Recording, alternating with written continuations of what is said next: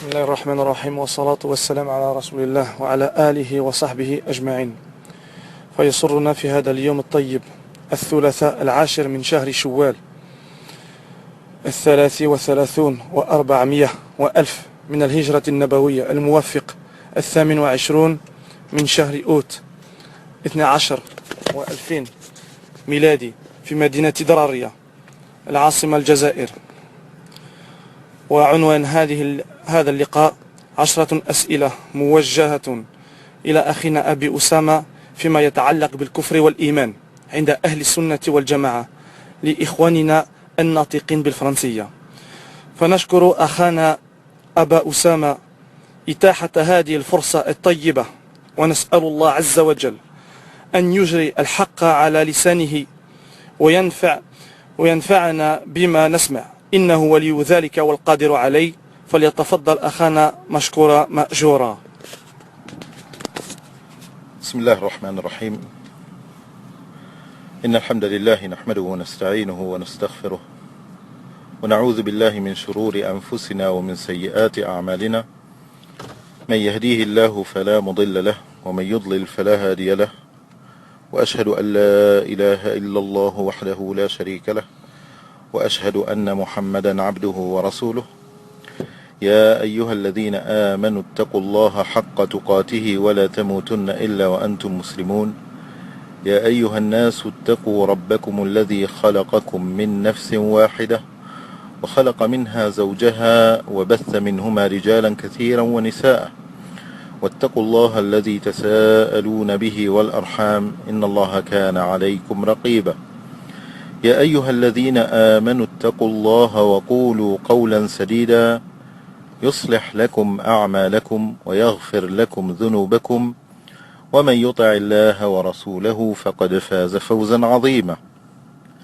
أما بعد، فإن أصدق الحديث كلام الله جل جلاله، وخير الهدى هدى محمد صلى الله عليه وسلم، وشر الأمور محدثاتها، وكل محدثة بدعة، وكل بدعة ضلالة، وكل ضلالة في النار.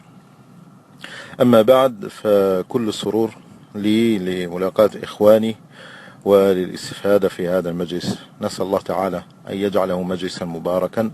فتفضل بالأسئلة، جزاك الله خيرا. السؤال الأول: ما الإيمان عند أهل السنة والجماعة؟ Première question: la définition de la foi chez les gens de la sunna et du consensus. Alhamdulillah Rabbil Alamin. Ce qu'il faut savoir au début, c'est que Masail al-Iman, ils sont d'un degré très élevé dont il faut prendre soin, à bien apprendre et de prendre de chez le ulama, du fait que le danger de ces sujets-là, le danger dans des sujets comme ça, dans des sujets dogmatiques, ne doit pas nous repousser de les prendre en connaissance, mais on doit les prendre en connaissance, mais pas à n'importe quelle manière et pas de n'importe qui. Ce qu'on doit faire, c'est qu'on doit prendre ce ilm al-iman, surtout ilm al-iman de kibar al-ulama, et de ne pas dévier et de ne pas prendre le risque de le prendre de n'importe qui. Pourquoi cela? Pourquoi cette précision? Parce que le sujet de l'iman, c'est le sujet qui entame dans les sectes égarées. Ils ont produit la première innovation dans l'islam, dans l'histoire de l'islam. Masalat al-Iman, elle a inclus la bid'a de al-Khawarij, qui est la première innovation dans l'islam. Et de cette innovation-là, les innovations se sont suivies. Ça a engendré plusieurs autres innovations. Parmi les autres innovations et tout, c'est bid'at al-irja, bid'at al-murji'a. Comme impact. Al-Khawarij, ils sont rentrés dans le sujet de l'iman, ils ont douté dans la foi du fait qu'ils n'ont pas bien assimilé Masalat al-Islam. Et ils ont dit comme quoi l'islam c'est la soumission. Et si la soumission c'est l'islam, quelqu'un qui ne se soumet pas, il n'est pas musulman. Ainsi ils ont dit, c'est mubtadi'a. Ce qui est contraire aux enseignements du prophète sallallahu alayhi wa sallam, qui a décrit l'iman bid'un wa sab'una shu'bah.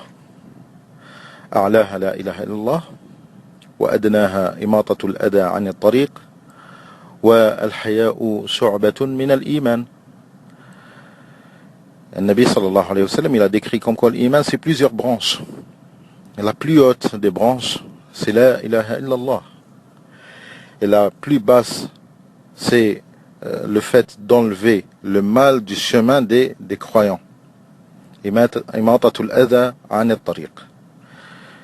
Et al-haya, même le bon comportement, les mœurs et tout, font partie de l'iman. C'est une autre branche de l'iman.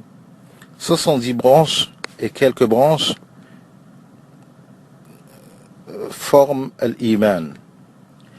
Plus la personne, elle entame des branches, plus elle aura l'iman. Moins elle entamera de branches, et moins elle aura l'iman. Et il y a des branches que si on ne complète pas et que si on n'exerce pas, tout l'iman disparaît. On n'a rien comme iman. C'est ce que les ulama ils appellent aslul iman. Aslul iman. Du fait que quelqu'un, s'il a un bon comportement, bon mœurs et tout, adab, akhlaq, haya et tout, mais il n'exerce pas la ilaha illallah, ou bien il ne la prononce pas, même pas, ou bien il l'exerce dans son cœur sans l'avoir dit, sans qu'il s'est converti à l'islam. Ceci ne fait pas de lui un musulman. Pareil qu'un musulman, s'il tombe dans des péchés, et comme dit Ibn al-Qayyim, rahimahullah ta'ala, dans son livre As-Salat, que l'iman, il est formé de plusieurs branches. Tout ce qui est bon fait partie des branches de l'iman. Comme de l'autre côté, tout ce qui est mauvais fait partie des branches de l'kufr. Et les ma'asi, ils font partie des branches de l'kufr.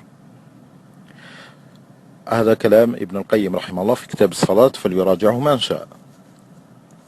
Ceci ne veut pas dire comme quoi celui qui commet les péchés sera considéré comme un kafir. Pas du tout. Contrairement à Al-Khawarij qui disent vraiment celui qui commet un péché, un grand péché, celui-là n'est plus un musulman.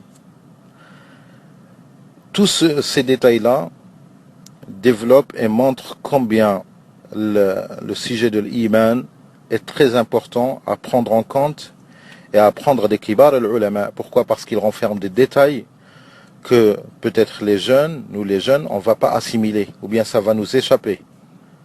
Cela est très important.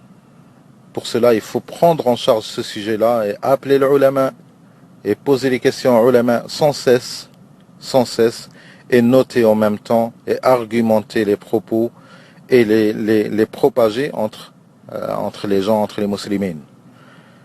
Pourquoi cela? Surtout ces derniers temps, parce que ces derniers temps et tout, ça a fait que le sujet de l'iman, ils ont été revivifiés, mais pas dans le concept de Ahl Sunnah wal Jama'a, mais dans le concept de Ahl al-Bid'a. Alors, par le concept de Ahl al-Bid'a, de la part de qui? De la part de gens qui n'ont pas bien assimilé le sujet de l'iman, ils sont rentrés dedans, et qui sont rentrés par la suite, après qu'ils aient engendré beaucoup de jeunes autour d'eux, et autour de leurs propos et tout, ils se sont vus en force, et ils croyaient en cela comme quoi ils défendaient as-sunnah, et comme quoi ils revivifiaient l'iman et tout, mais en vérité, ils sont rentrés en conflit avec les ulama lorsque les savants, ils leur ont montré comme quoi ils étaient dans l'erreur, dans l'assimilation de beaucoup de ces sujets-là et tout, et lorsque il s'est avéré comme quoi ils se sont trompés, à ce moment-là, ces jeunes du'at, ils n'ont pas pu prendre marche arrière et de revenir sur leurs pas, mais ils ont insisté, et c'est comme ça, et c'est de la sorte que si on revérifie toutes les sectes, comment elles ont été fondées, c'est de cette forme-là. Avoir Al-Mu'tazila, que les disciples, que les fondateurs plutôt qu'ils ont fondé le fikr de Al-Mu'tazila, l'idéologie de Al-Mu'tazila, ils n'étaient pas autres que des disciples de savants de Ahl Sunnah wal Jama'a, mais qu'ils étaient jeunes et qui n'avaient pas assimilé bien comme il le faut les sujets et tout, mais ils ont pris la chose en main, ils ont cru, ils ont fait confiance à leur connaissance et à leur intelligence, ils ont pris les choses en main et ils ont contredit leurs shuyukh comme Amr ibn Ubayd, ou bien comme Al-Jahm ibn Safwan, ou bien comme Bishr al-Marisi. Tout cela, si on voit très bien et tout, on trouvera comme quoi ils ont étudié chez des gens de Ahl Sunnah wal Jama'a, mais après ils ont fait confiance à leur intelligence et ils ont pris le chemin eux-mêmes et ils ont dévié de la Ummah. Et le même scénario s'est répété avec des jeunes qui faisaient partie de Ahl Sunnah wal Jama'a et qu'ils ont étudié chez des ulama min Ahl Sunnah wal Jama'a, peut-être chez des a'imma min a'immat Ahl Sunnah wal Jama'a fi hada zaman, mais ceci n'a pas empêché qu'ils tombent dans la même faille que leurs ancêtres min Ahl al-Bid'a, qu'ils ont fondé leur égarement. Et certains jeunes qui se prétendaient salafis se sont vus de nos jours revivificateurs de Bid'at al-Murji'a, tel Ali Hassan al-Halabi, qui a pris les choses en main et qui s'est fait confiance à lui-même. Les ulama, ils ont voulu le faire freiner et le faire arrêter dans sa lancée, mais il a pris de l'élan assez pour ne plus pouvoir revenir sur ses pas. Il s'est fait confiance à lui-même et il a mis en doute la parole des ulama qu'ils ont voulu lui faire un nasiha, et après c'était trop tard. Il n'a pas pu revenir jusqu'à nos jours. Certains d'entre eux et tout, ils ont écrit ce qu'a écrit Ali al-Halabi, et ils étaient dans la même lancée, et ils avaient quelque sorte de bagage dans la science et tout. Et ils avaient écrit ce qu'a écrit Ali al-Halabi, mais avec un peu de recul. Et Allah Azza wa Jalla, il a voulu du bien pour ces gens-là, et peut-être leur sincérité. Allah, il a fait que ces gens-là reviennent, tels que le Dr Ahmed al-Zahrani, qui a écrit un livre, qui a écrit un deuxième livre, Lajna Da'ima. Ils ont répliqué sur lui, ils ont interdit ces livres, et ils ont mis en garde. Pourquoi? Parce que ça propage le madhab de l'Murji'a.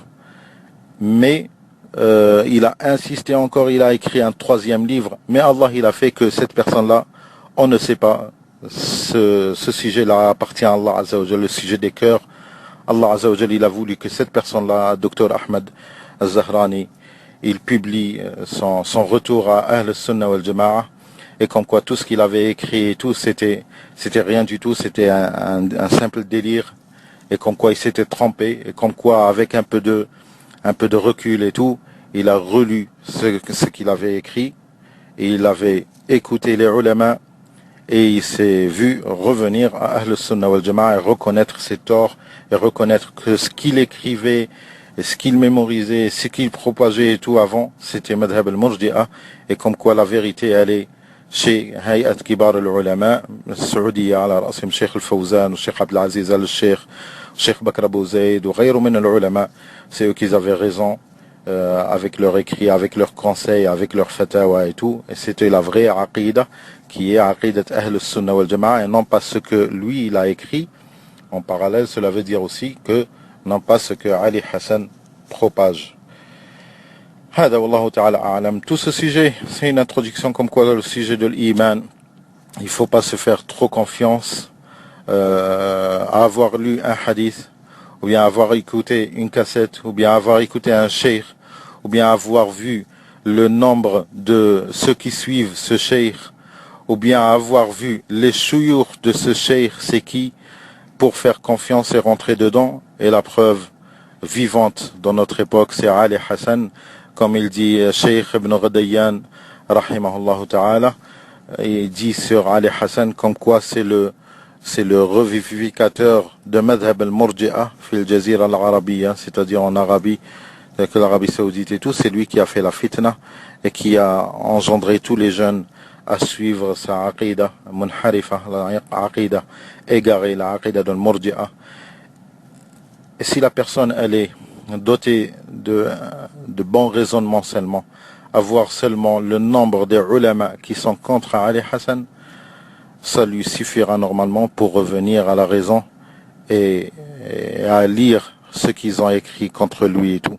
Ce n'est pas de simples gamins, ce sont de kibar ulama.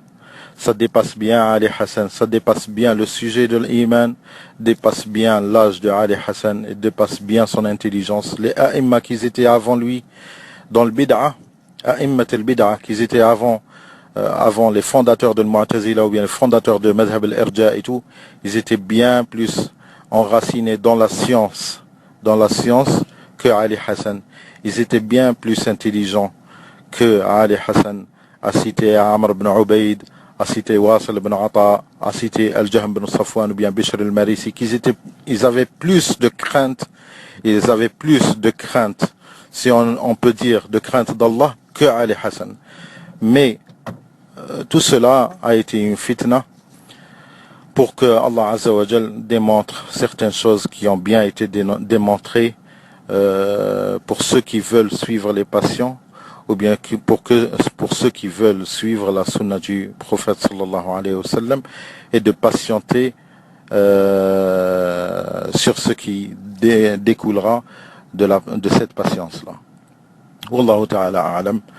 En tous les cas, le sujet de l'iman, c'est un sujet très important, c'est un sujet dangereux. Et lorsqu'on dit dangereux, cela ne veut pas dire qu'on ne doit pas rentrer dedans. Étant donné que c'est ta foi, c'est ta aqida. Si tu es salafi, tu dois l'assimiler en tant que salafi. Non pas tu dois rentrer dedans à l'aveuglette ou bien avec n'importe qui. Il y a Kibar al-Ulama, ils ont des écrits, ils ont des livres, ils ont des cassettes qui traitent tous les sujets de Ahl Sunnah wal Jama'a. Mais il faut pas faire trop confiance à soi-même, comme quoi je peux assimiler, je peux lire un mubtada et tout, et je prendrai de lui ce qu'il a de bien, et je délaisserai ce qu'il a de mauvais et tout. C'est ce qu'a fait Ali Hassan, et c'est ce qu'ils ont fait, ceux qui l'ont suivi, et c'est le sujet que va faire tous ceux qui vont rester dans cette idée, l'idée de l'Murji'a, étant donné que ولا يزالون مختلفين إلا من رحم ربك. L'ikhtilaf, la divergence dans les sujets de l'iman restera toujours حتى يرث الله الأرض ومن عليها ليهلك من هلك عن بينة وليحيى من حي عن بينة. والإيمان عند أهل السنة والجماعة هو اعتقاد القلب وعمل القلب وقول اللسان وعمل بالجوارح. Toutes ces trois forment l'iman عند أهل السنة والجماعة. Non pas deux sans une, ou bien une sans deux, ou bien il prend ce qu'il choisit et il dira comme quoi j'ai le iman. Non, le iman, il ne peut pas être distingué de ces trois. Les trois mêmes forment l'iman. Et i'tiqad al-qalb, le fait que la reconnaissance du cœur, le cœur il reconnaît la grandeur d'Allah subhanahu wa ta'ala, et comme quoi c'est le créateur de l'univers, et comme quoi c'est lui qui mérite l'adoration, et que personne d'autre ne mérite l'adoration autre que lui, subhanahu wa ta'ala. Et après cela, c'est qawl al-lisan, shahada, an yashhada an la ilaha illallah, qu'il atteste qu'il n'y a point de divinité que Allah, et que Muhammad sallallahu alayhi wa sallam est son messager. Et qawl al-qalb, c'est i'tiqaduhu, qawl al-qalb, c'est le fait que le cœur, cette fois-là, elle grandit avec la conception, avec avec ce que il aime المؤمنين, il déteste الكافرين, يحب الخير للناس, يتمنى لهم الخير, يتمنى نصرة الدين, يكره الكفر كما أنه يكره الكافرين, يحب الإيمان كما أنه يحب المؤمنين. Il aime la foi, il aime les croyants, il déteste la mécréance et il déteste aussi les mécréants, sans distinguer entre les deux formes, parce qu'il y en a des personnes et tout qui prétendent comme quoi ils détestent la mécréance, mais ceci n'empêchera pas à ce qu'il va et il se jette dans les bras de Al-Kafara, et ça provoque un certain amour envers Al-Kuffar, envers les mécréants, et ceci est contraire à l'iman. Ceci est contraire à l'iman, d'où le danger de cohabiter avec Al-Kuffar, parce que plus on contracte des personnes et tout, ceci pourra, non pas obligatoirement, mais pourra engendrer un certain amour envers ces personnes-là, wal'iyadhu billahi ta'ala. Alors l'iman قول وعمل, وقيل قال أهل العلم بأن قول القلب وقول اللسان واعتقاد القلب وعمل الجوارح, tout cela forme l'iman. وبعضهم il y a d'autres formes qui vont tous dans le même contexte, c'est pour cela on pourra revérifier kitab مجمل أصول اعتقاد أهل السنة والجماعة للإمام هبة الله اللالكائي رحمه الله تعالى. On peut revérifier aussi كتاب الشرح والإبانة للإمام ابن بطة العكبري رحمه الله. On pourra revérifier aussi les définitions de ulama contemporains qui ont confirmé ce qu'ont dit les ulama de salaf رحمهم الله تعالى, tels que أجوبة في الإيمان والكفر للشيخ صالح بن فوزان الفوزان, ou bien أجوبة في الإيمان والكفر aussi pour de Cheikh l'imam عبد العزيز الراجحي حفظهم الله تعالى, ainsi que d'autres ouvrages et tout qui ont été faits dans ce contexte-là, dans ce chapitre-là. هذا هو en résumé اعتقاد الإيمان أو تعريف الإيمان عند أهل السنة والجماعة. نعم.